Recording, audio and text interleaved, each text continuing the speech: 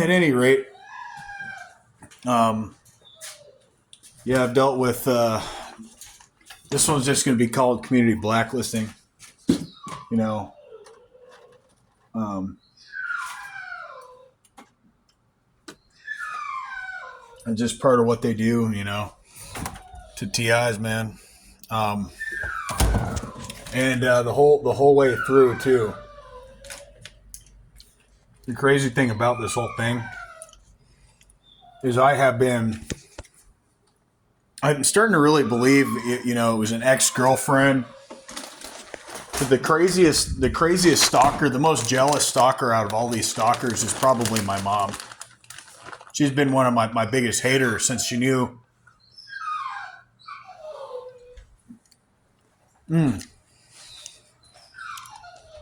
I told them, even though I was looking at situations differently than everybody else, I told my own family I was having a spiritual awakening.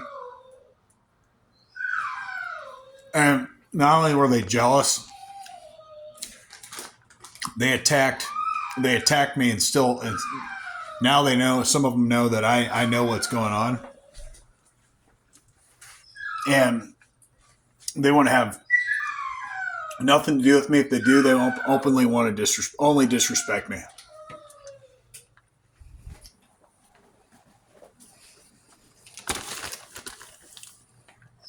I think my mom, I'm not sure.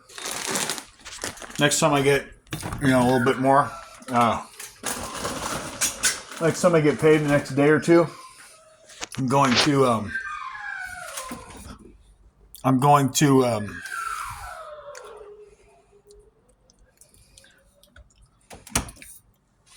basically what I want to do is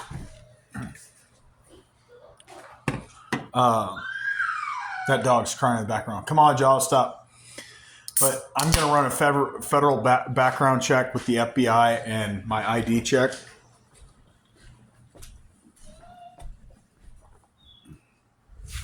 Because I really don't know.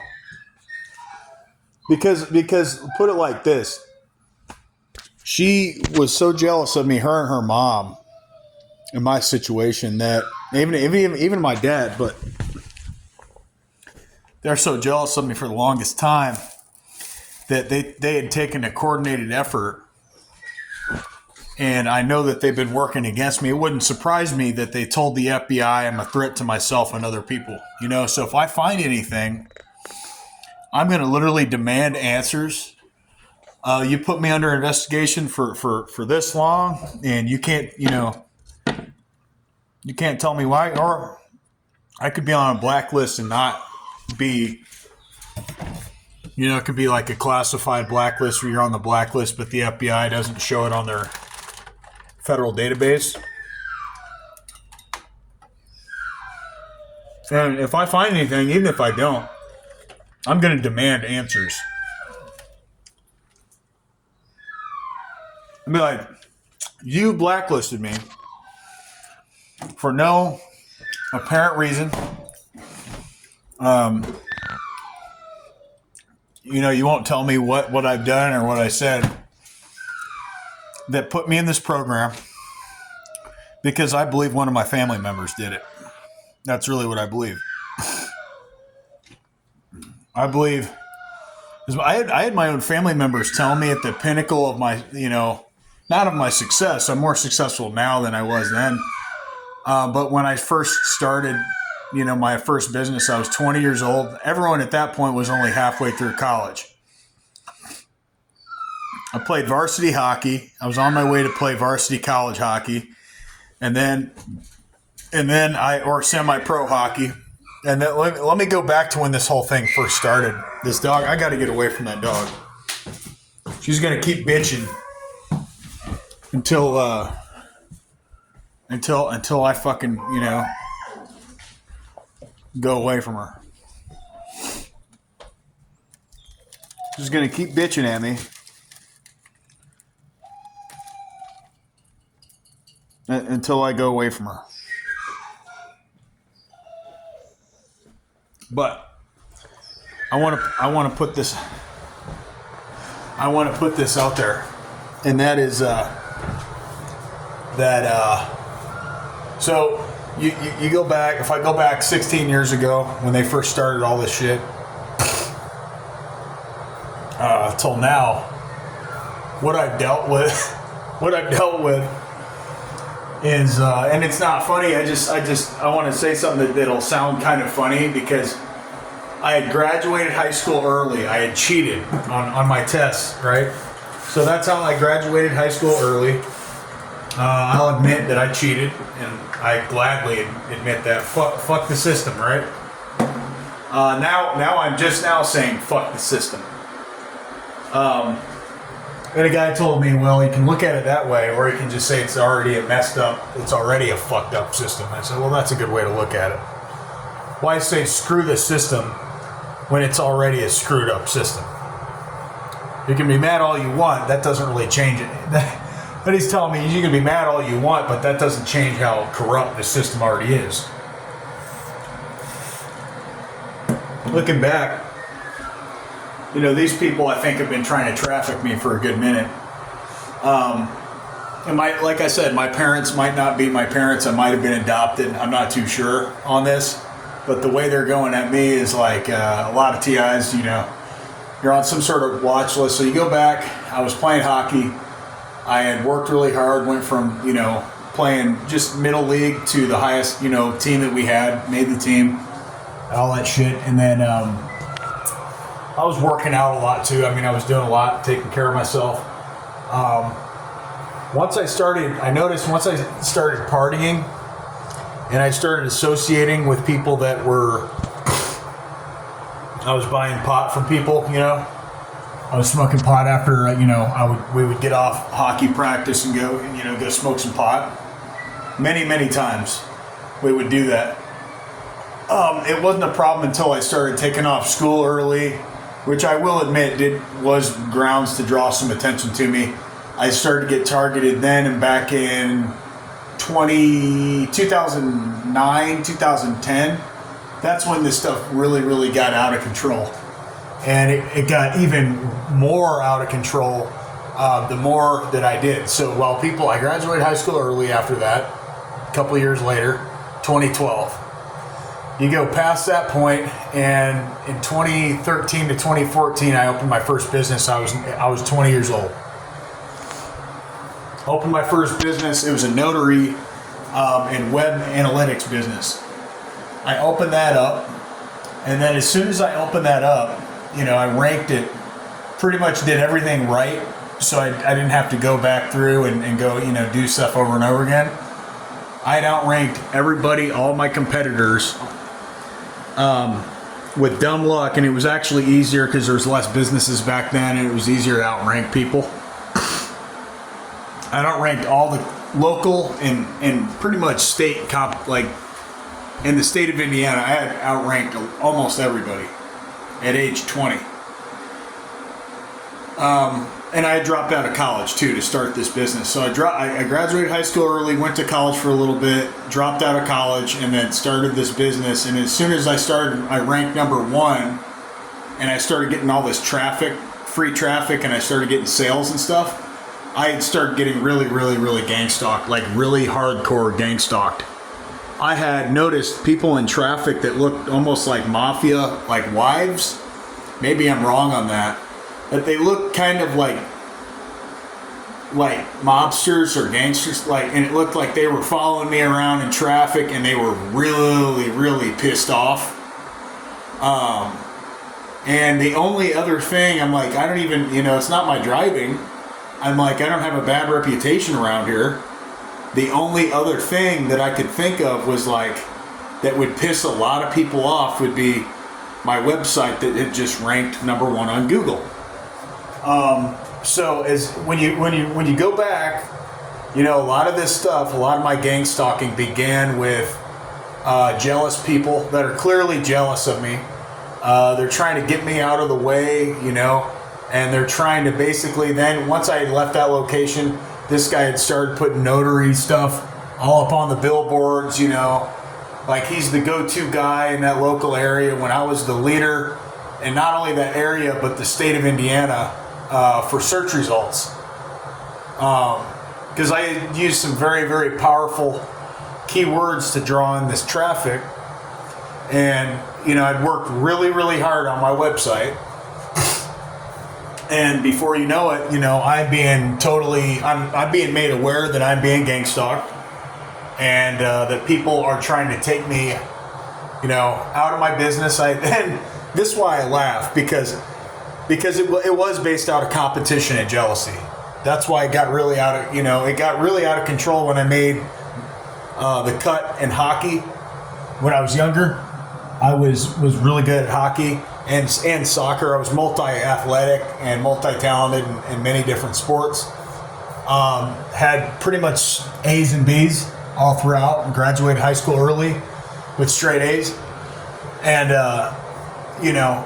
I had a lot of haters that were jealous of my trajectory. I had a lot of haters, and I was always very confident in my ability, and people took that as, arrogance. Oh, this guy's just arrogant. He's full of himself or whatever. So when people found out that wasn't true, I was hanging out with the partiers, people that were partying and shit in high school and out of high school. And I got away from those people a few years ago. What had happened, was I met this chick, and I told you guys about the honeypot situation. I was with her for like almost a year or two after I opened my business. I had met this chick, and she was definitely involved with it, was working with the cops, and not only were they trying to destroy my property, my assets, they were trying to destroy jobs that I would go to. They were lying to people about certain things I was involved with, telling people I was a drug dealer, creating rumors and slanders to try to destroy my reputation. And they pretty much had kept this on for almost 10 years straight of my life. I had been, incarcerated multiple times for things I hadn't done. I've been lied to by Indianapolis Police Department multiple times in tandem, in separate occasions with Westfield. Because when I was with this chick, I would live with her. She ended up getting a house. We'd move in together. This was a perpetrator house. This was a gang stalker's house. I had no idea what the term was. I didn't find out about what this stuff was until like 8 years ago. So this stuff had been going on for like, I thought it was just like, maybe like they had, they kind of were watching me. I thought they thought I was selling pot. That's what I thought, because I was running with people who were. So I thought that they were just keeping an eye out on me, having police parked near my house. People, then I noticed I started getting watched on the road. And then once I noticed I started getting watched on the road, there would be police almost on every corner I'd go. I started getting pulled over. And that's when they started letting me know, like, the police were harassing me. This is in Carmel, Fishers. Westfield was probably the worst. Westfield and INPD, because they made it seem like I was a troublemaker over in the apartment complex over at the Commons. They were making it seem, because I would get kicked out of that chick's house, and they would strategically shame me for having a business. And because I had the business, because I didn't want to work for anyone. And I realized I was having trouble with employment pretty early on, and I was like, if I can't work for someone, then I'm going to be a contractor, work for myself. And that's what I started 12 years ago. I started working for myself and providing for myself. And then, I had then I would get kicked out of this girlfriend's house. And I would go to the grandma's house, and she would, as a place to cool off, and I'd be like, I'm not going back to that chick. She would, after multiple times of this chick putting me in jail, agree to let the chick in when the chick would come pounding on the door, because the chick found out where I lived because I let her know, and I'd always go back to this chick. And I finally broke it off with her, because their goal was to get me to do hard time in prison, to get me to do 10 to 20 years in prison. They were not just trying to get me to do a few years in prison. They were trying to actually get me to do hard time, locked away. She created a fake affidavit, wanted me to sign it. I crumpled it up in a ball and I basically tossed it. It was a fake affidavit on a fake court case that she had made. And basically, I think this chick was either working with the CIA or she would quit jobs with impunity and get rehired. She would stop in the middle of the road and make me get out of her car. I mean, causing a total scene. She would tell the cops that I put my hands on her. The whole time, they're driving me nuts. So the whole time they're driving me nuts. They're breaking into my house. I start noticing they're breaking into my house. They're messing with mirrors, pictures, letting me know that you didn't have a good security system in your house, so we just walked right in anyway. And we just waltzed right in, basically, to let me know that they had invaded my privacy and that they had pretty much just, broken in. They had also busted the window out and taken my last remaining stuff, something that I had in there. They had, 1 second.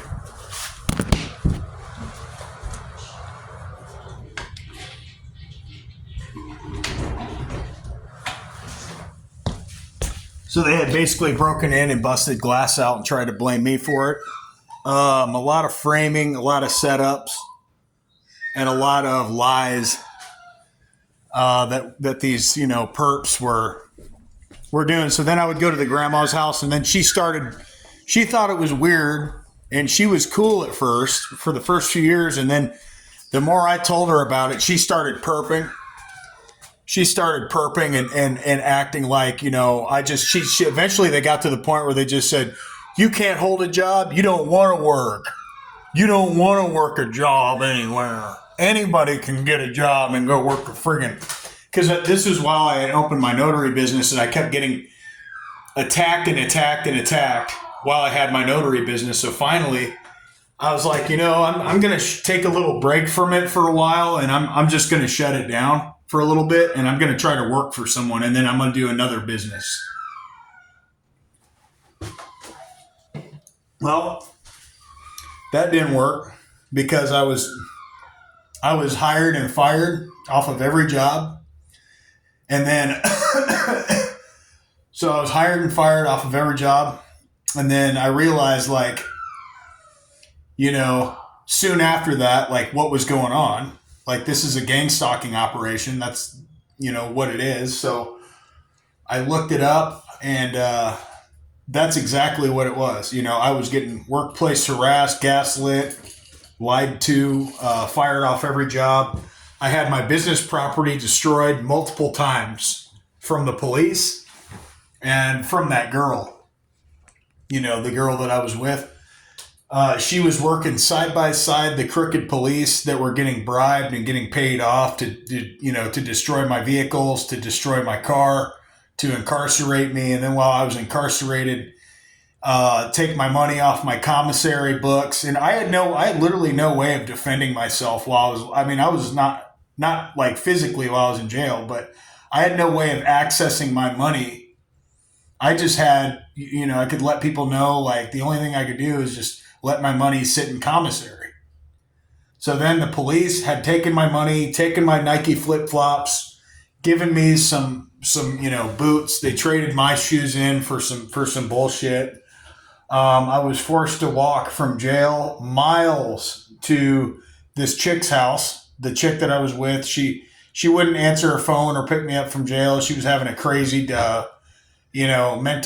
mentally, deranged episode. She would go on these episodes where she would lose her mind, basically.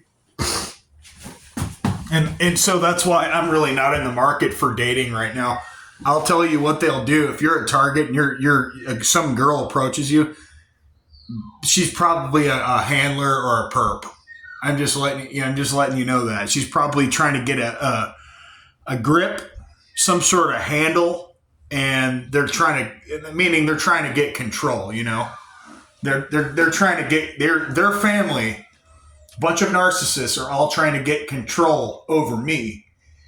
And they were clearly jealous of me. They would always compare themselves to me. They would always one up me. They would always, the whole time I'm like, I run a business. Do any of you? Because it doesn't look like it. It looks like you have the poverty mindset. But I noticed they were competing with me, right? So another time, my own father said he would sue me and sue my business to find out my net worth at the time of the pinnacle, like when it was really booming for that business. He's like, well, I don't like, pretty much he told me, he's like, what are you doing? And I'm like, well, I'm hanging out with my friend. He's like, are you working? I'm like, well, I work for myself when I want to work, when clients hit me up. He's like, well, you can't just do that. I'm like, well, why not? I'm growing it. I'm growing my clientele base. Well, why can't I grow my clientele base? And he says, well, you can't just do that. You gotta work for someone. And I said, well, how is working for someone up until this point? How's that gone? It hasn't. It's been corrupt. So I said, go ahead. I said to my dad, I said, go ahead, try to sue me. If you got to sue someone, I said, what are you going to sue me for? Owning a business? He's like, yeah, I'm going to sue you. He said, I'm going to sue you in your business. That's what he told me, to try to take, which is consistent with a narcissist who's jealous, who wants to try to take me out by any means necessary. That's their thought process. So it wouldn't surprise me on some of the black labeling, the listing on some of it. Because my mom was telling me when I was over there, she was saying that I was a threat to society and myself. And she said, when she talked to my grandmother, she's like, he's capable. He's capable of anything. And she said it in a way where it's like, he's capable of blowing up bridges. She didn't actually say that, but she said, watch out, he's capable of anything. Like, he's capable of like terrorist acts. That's the way she said it. He's capable of terrorist acts. He's capable of this, of that. And it's all bullshit, He's capable of anything, is what she told her mom. And they're both brainwashed. The last time I saw both of those clowns, they had tried I was living at her house again, a family member, like 4 or 5 years ago.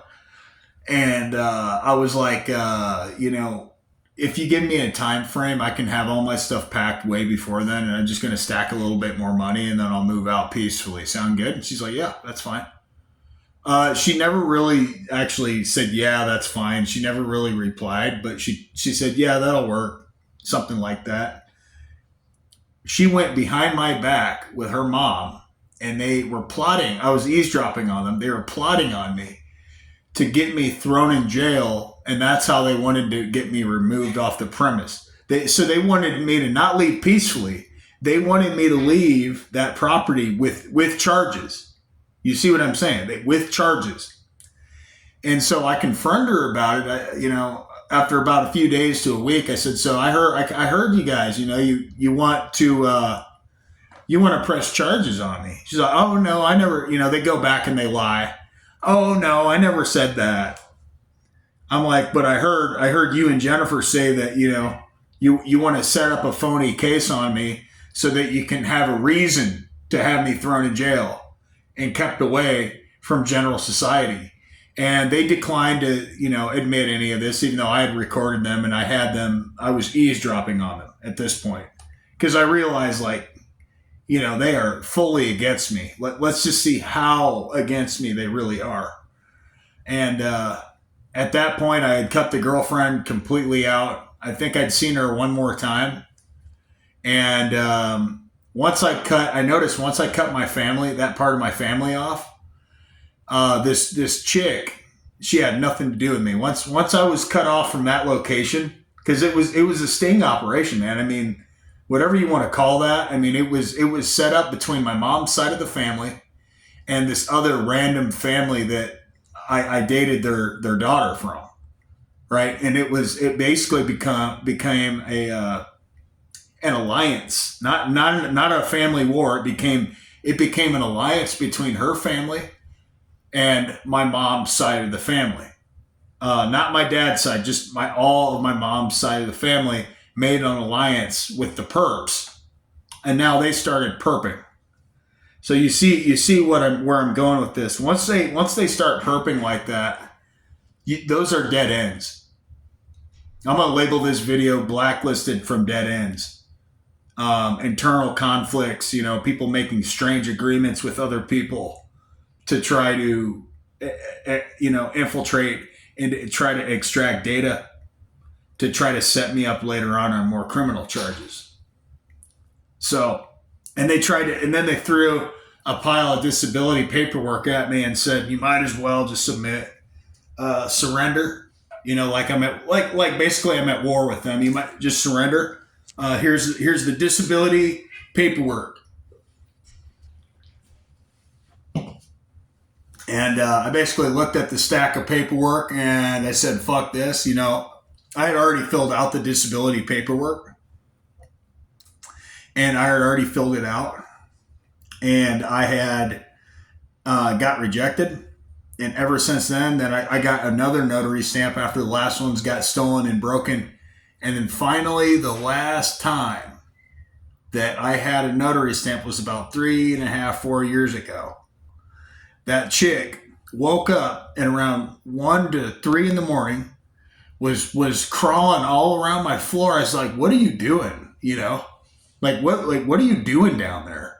And she's sitting crawling because I had hidden my notary stamp. I had hidden it because people kept stealing it and breaking it and ripping paper out of it and smashing it. And I she's like, oh no, I'm looking for something out of my purse. And I'm like, okay. Well, it had dawned on me while I was asleep, right before she left, that she was an informant that was looking for my business property so that she could take me out of business once and for all.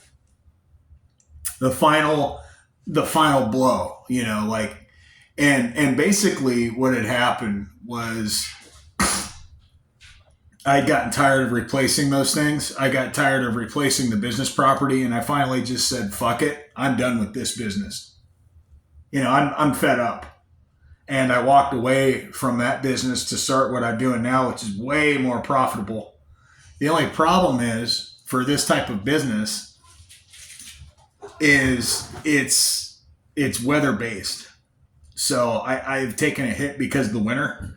You got to kill it. With this type of thing, you can do it anywhere. Actually, if you do it, that's another reason why I'm thinking about relocating here soon, because I'll go down to Florida and kill it 365 days a year. Here, I only kill it summer, spring, and fall, and then it dies down around Thanksgiving. And then from Thanksgiving till about, from Thanksgiving till about, now till about March, April, till about April. So from Thanksgiving till April, you'd see maybe only a few sales a week, not 6, 7, 8, 10 sales a week like I was used to. 15. I was trying to get to the point where I had like 15, 20 sales a week, and I only had a few weeks there though. My first year in business for this business, completely different industry. That's saying something. I've succeeded by switching industries. I've succeeded by doing this all in less than a year. And last April, I was fired within 72 hours of a painting job. This guy, so this was weird. This was at Carmel High School where I graduated. And I noticed right when I got there, he wanted me to get there really, really early. And I'm like, all right. I show up at 5 a.m. the way he said, and I had done this because this was a recommendation from my dad, a family friend. Well, as soon as I had been hired, as soon as I got to the high school, I noticed there was a license plate, a car, the only car sitting there. This is at 5 in the morning. I go to that side, the front entrance of the building, and I see it's a Freemasonic tag. And I take a picture of it, and I'm like, there's no way that he's one of the only car up front. So then I end up going to the back. I'm really like kind of freaked out at this. I'm thinking like they're here. And then as soon as I get onto that first job, within the first hour, I'm getting harassed. Like as soon as we start doing, he starts showing me, he starts applying paint to the wall and he starts rolling it. He starts yelling at me immediately. And he tells me how he just got into a fist fight with someone and he'll fight any motherfucker out here. And he's basically kind of trying to threaten me in a way, but I'm not afraid of him because he's older than me and I will drop his ass. So, I'll drop people my age or younger than me, but there's people that will drop me too. So that's not what this is about. But what I'm getting at is this guy was aggressive within the first hour, this guy's barking at me after I find the Freemasonic license tag in the front of the building. An hour later, I'm getting chewed out. Second hour is worse. Third's worse. We end up going home after 4 or 5 hours. I go there the next day, it's even worse. The guy's even more infuriated. Again, I'm doing my job properly. I'm not doing it incorrectly at all. The third day was unbearable. He's barking at me even worse. He's harassing me is what he's doing. And he's yelling at my performance. He's saying, you're not doing it right. You're not putting it on the right way and all this. And he's really acting. He's basically he's a bad actor. He's acting at that point. Somebody's paying him money to yell at me. Because this was a family friend, a contact that we had known. And I had this happen even at family friend companies, people that we thought we knew, right? They're just wearing a mask the whole time. The people you thought you knew are not really who you think they really are. A lot of these people, they're really laughing at what they're doing. They're really laughing at what's going on to us. They get off on it because there's something about watching someone else suffer to where now, they're on their pedestal about how they're superior now. Whether or not it's really happening is it'll get to the point where they know it's happening, but what are you going to do about it? It's us versus you. And now you've been isolated. So, what are how are you going to fight back? What are you going to do? You're outnumbered. How are you going to what are you going to do to get around this one? And even though we know it's going on and what's going on, we have, a lot of resources. We got people bribed. We got people paid off, etc. And so basically the third day I voluntarily quit that job. I was being pushed. This guy was about to fight me. He started not only yelling at me, he started infuriating with infuriation and rage. This beyond anger, just rage at this point. And was gaslighting me again on my performance, telling me I didn't know what I was doing, which was a lie. I had done this job for other companies and I had done this job for clients. I had stained plenty of, I'd stained a lot of fences for my clients. So they were all pleased with my quality of work. I didn't have to provide any photos as proof or evidence. They already knew that I had great quality work, a steady hand and good quality of, paint strokes. So I left that job. I said, lower the gate, lower the picker. This guy's we're going to fight in the air at this point, mid-air. We're going to have a fight on this cherry picker, or you guys are going to let me off the scissor lift. That's what it was, a scissor lift, not a cherry picker. And I was driving that thing like a pro, doing installations on the ceiling, painting what we needed to paint, covering what we needed to cover, light fixtures and structures on the ceiling. And then so I had finished all that, and he was okay when I was doing that. But when it came back to painting, he acted like I had terrible technique. Everything was bad. And then that was when we were on the same scissor lift. This guy was screaming out racist comments to some of the other workers. And they seemed to not even care, which was weird. They seemed to not even care that he was acting like that. And then a guy came in and he was actually offended by what this guy was saying. I noticed there was a couple German companies there, like German American companies working with us. I thought that was kind of weird, but it was something that I had noticed. So looking at all this, that was the last job I had worked as of recent where I thought I actually had a chance. It's the same thing. I had the same thing happen at the golf courses. I had the same thing happen at this company, and it had followed me. It's a protocol that had followed me to every company. So I don't even try to get hired. I couldn't get hired at Best Crowd Management recently, which I don't really need them. I'm just more or less having to go the online route and maybe become a digital nomad for a while. Go live by myself. Make a living out of like a motor home or like a van on wheels, a house on wheels type thing.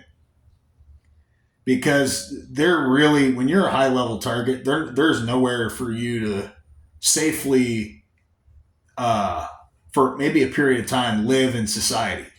They always make sure that I'm living under someone else's house. They own the house. They don't want me to own a house.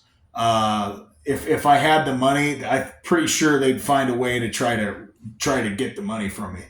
They'd say I owe a bogus amount of money, or a corporation would try to step in and get involved and try to say that that's not really my money. That's that I owe 20,000 more. I gotta pay that now. And I'm not saying that they would do that, but I'm just saying it is pretty weird.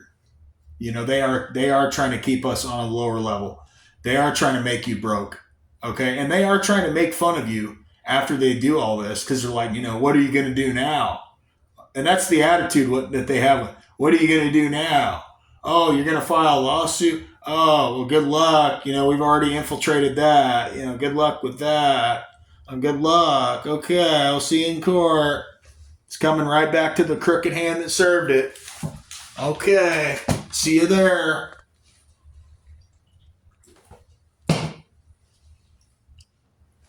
It's just a never-ending cycle of being targeted over and over again. I'm tired of this shit. I'm not going to live the rest of my life like this. This is hell on earth. If you're a TI, you are living a different world. You're living the same reality as everybody else, but your actual lifestyle, the way targets are living is different. The way we have to go about making our money is way different. There's nothing weird about it. It's just not the same as everybody else. We're gonna have to use our creative minds and brain, our creative right-handed side of our brain to generate, income and revenue. Because the traditional basic Bob, go to a factory, be their bitch, be a slave for the system, go to college and still be a high power basic Bob. That's out of the works for guys like me that took the red pill that won't, and they have blacklisted me. So there's several companies that I can't even do business with anymore because of this blacklisting. And I'm wondering, and I'm really strongly thinking that my mom put me in this targeted individual program, because the reason why is the first girl that I was with was a perp, and her mom was a nurse. My mom's a nurse. And you look at the last girlfriend that I was with, her mom's a nurse. Well, my mom's a nurse too. And once you join the nurse group, it's almost like a secret society of itself, the medical community. It almost is, You join the medical community, it's a lot like joining the medical mafia. So they've got lies on getting people on medication for the rest of their life that causes cancer and pills that don't help them. I've seen so many people blindly get on medication. Their whole life is just medicated. They become obese. They get out of shape.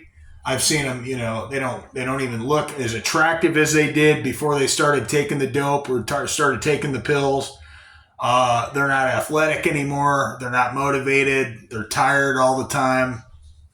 It did it to me too. That's why I got off all these medications. and I feel better. I feel like I can focus, and I feel more clear-headed. I have energy. I lost the weight. I can run fast again. I can breathe. You start taking that stuff, man, you'll put on 50 pounds. You'll put on 50 pounds that you shouldn't have on your body. 30 to 50 pounds that's excess weight, extra weight that you should not have. And that's what these pharmaceutical drugs actually do. And I'm gonna make more videos on the psychiatric fraud side of this. I'm gonna make a video called Psychiatric Fraud, False Mental Diagnosis, and how Big Pharma is weaponizing psychiatry. Because that's what they're doing. They're weaponizing psychiatry. And they want people to fall in line with shit science, junk science, meaning there's truth mixed in and combined with lies to make it seem like you need the medication or that you suffer, from an illness, from a mental illness. Oh, you're just schizophrenic, bipolar, and ADD. We've got a cocktail of pills for that. We'll send you on your way. We'll see you here again next month for a refill. It's a scam. It's a blatant scam to set someone up and to make them have, to cause more health issues. Because no one that I've seen that's on these pharmaceutical drugs is very healthy. I mean, they're not. None of them are healthy. They're all overweight. They're all miserable. It'll make you sleep till 4 p.m. I mean, it made me sleep until about noon, 1 p.m. That's not normal, right? Your whole day is good. That's not normal. And that's why I stopped taking these pills, because they were affecting my energy level and making me, fat. So, I'm here to raise awareness and blow the whistle. I'm a whistleblower against, Big Pharma and the lies of big pharmaceutical. And not only that, blacklisting someone wrongfully just because you're jealous of them, or just because you're a narcissist. You may not be jealous of them, but you just want to make sure that they have a miserable life. So that's why I think my mom put me in this program, because she is a nurse. She's a nurse. She has connections within the medical community. She has connections within the medical community to blacklist me, which means a lot of those people have connections with the intelligence community. So if you mix the pharmaceutical industry, the medical industry, in with the intelligence community and that industry and that market, they both then have the capability of relaying information in real time back and forth to each other, and then creating a false narrative and putting people on federal watch lists that have no business being on federal watch lists. Hence why we can't get a job. And B, they probably have dissolved your identity, meaning your identity either is absent, there's no proof that it exists anywhere in the system, or that you're basically somebody's identity can be wiped and deleted, and the system won't do anything to regather it unless the person that thinks there's something suspicious goes on actually initiates the first, interaction with requesting it and getting it back. There is a open investigation, or it's a closed investigation, but it's still a record of, you did something wrong. But for there to be an open investigation for this long, for almost 20 years, don't you think they would have put me away by now? Come on. What investigation do you have? You don't have an investigation because there's no investigation. It's bullshit. I'll tell you what it is. It's bullshit. It's illegal human research. They're doing illegal human experimentation on human beings non-consensually, without their legal permission, civilly or criminally, to run illegal ops on them and surveillance, stalking and surveilling them, and then putting them through a series of never-ending responses and reactions. You know, that's to instill trauma and to also reprogram the TI so that they're always wondering, they're always in a state of hypervigilance, they're always in a state of, confusion. They don't know why that person just turned their back on them or whatever. No, this is a coordinated effort. This is organized crime. This is coordinated effort. That's why I am raising awareness and hoping to restore my credibility. Although a lot of people talk about if you're trying to restore your credibility, I just doing that through my actions. And I've learned that if there is any blacklisting, it's because it's a phony, fake ass investigation. I have done nothing wrong that would warrant this sort of behavior from people. Not at all. Like not even close. I have done nothing that would warrant this sort of behavior from this many people that I do and don't know, that I personally, either dated, that are related to me, or that are acquainted to me, or that are complete strangers. They're taking a step further. They're not even acquainted to me. They're complete strangers. I don't even know their name or address. I've never even talked to them, but they show up. They show up swinging. But with that, I'm gonna get going, and I'm gonna be checking all the databases, and if I find anything, I'm gonna publicly put it on the screen so that all my subscribers can see I'm telling the truth, that they either put my name or did not put my name on a federal watch list, so that you guys can all see on this channel that I'm innocent. And just because there is something there doesn't mean it's accurate. It's a lie. It's a false record. And like I said, if there is something there, it's a phony investigation. With that, I'm going to get out of here.